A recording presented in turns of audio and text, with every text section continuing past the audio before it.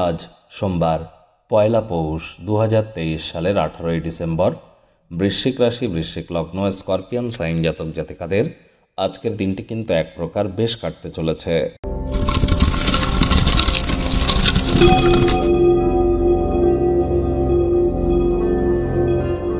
ভিডিওটির শুরুতেই স্ক্রিনে আপনারা দেখতে পাচ্ছেন মহাদেবের রুদ্র গায়ত্রী মন্ত্র।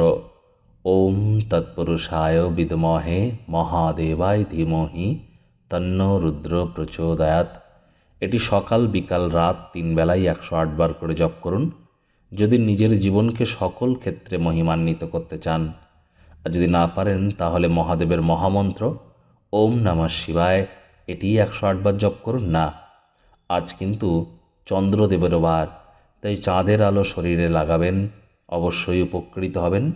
বন্ধুরা, আগত বছর 2024কে সংখ্যাতত্ত্ববিদ্যা বা নিউমারোলজি ওয়াইজ যদি আমরা ক্যালকুলেট করি তাহলে দেখব 2 + 2 + 4 = 8, অর্থাৎ স্যাটার্নের ইয়ার শনির বছর।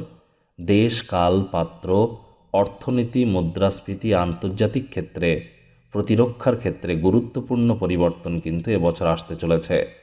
আপনার উপরেও তার প্রবল প্রভাবও পড়বে, কারণ ব্যতিক্রমী একটি বছর, 8 বছর অন্তর অন্তর ব্যাক আসে শনির এই বছর। আপনাদের রাশির জন্য ঠিক কেমন অতিবাহিত হবে 2024 স্পেশালি একটি ভিডিও চ্যানেলে আপলোড করা হয়েছে। সময় সুযোগ বুঝে একবার দেখে শুনে নেবেন, আই বাটনে লিঙ্ক দিয়ে দেব। ভাগ্য মিটার আজ আপনাদের বলছে 8/10 ভাগ্য আপনাদের অনুকূলেই থাকবে। তবে প্রেম এবং দাম্পত্য এই দুই ব্যাপারেই কিন্তু আপনাদেরকে একটু সাবধানতা অবলম্বন করেই চলতে হবে। আজ কায়িক পরিশ্রম হলেও শরীর মনে সতেজতা এবং তরতাজাই কিন্তু আপনারা অনুভব করবেন। দীর্ঘদিনের পুরনো রোগশোক, অসুস্থতা থেকে আজ মুক্তি পাওয়ার দিন, পরিত্রাণ পাওয়ার দিন। অতীতের উদ্যোগগুলি থেকে আসা সাফল্য আপনার সাহস প্রত্যয়কে বাড়িয়ে দিতে পারে। অর্থগত ব্যাপারে আয় ইনকাম আজ আপনাদের বাড়বে। আর্থিক লেনদেন বিনিয়োগের জন্য দিনটি আপনাদের পক্ষেই থাকবে। নতুন উদ্যোগ পরিকল্পনার পাশাপাশি নতুন নির্মাণ কার্যের শুরুয়াতও আজ আপনারা করতেই পারেন। তবে হ্যাঁ, যারা রিয়েল এস্টেট বা জমি বাড়ি কেনাবেচার ব্যবসা করেন তাদের জন্য দিনটি লাভজনক নাও হতে পারে। আর যারা চাকরিজীবী আছেন, বস কলিগদের সাথে ভাব ভালোবাসা বাড়বে, কর্মে গতি অনুভব করবেন। নতুন নতুন উদ্যোগগুলি লোভনীয় হবে এবং ভালো প্রত্যাবর্তনের প্রতিশ্রুতি দেবে। কাউকে যদি কিছু বলতে চান, মনের কথা খুলে বলুন, ভয় যেন পাবেন না। আজ আপনার পছন্দের মানুষের সাথে সম্পর্ক খারাপ হতে পারে, তর্ক বিতর্ক করা এড়িয়ে চলুন। আপনার ভালোবাসার জীবনের মধ্যে তৃতীয় ব্যক্তির প্রবেশ হয়তো ঘটতেই পারে।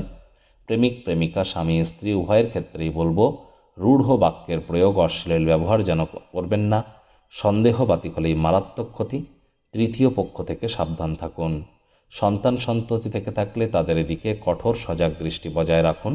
অসৎ সঙ্গে চলে যেতে পারে, চোখে চোখ রেখে খুব ইজিলি মিথ্যে কথা বলে দিতে পারে, অথবা নেশা ভাঙের প্রতি আকৃষ্ট হতে পারে।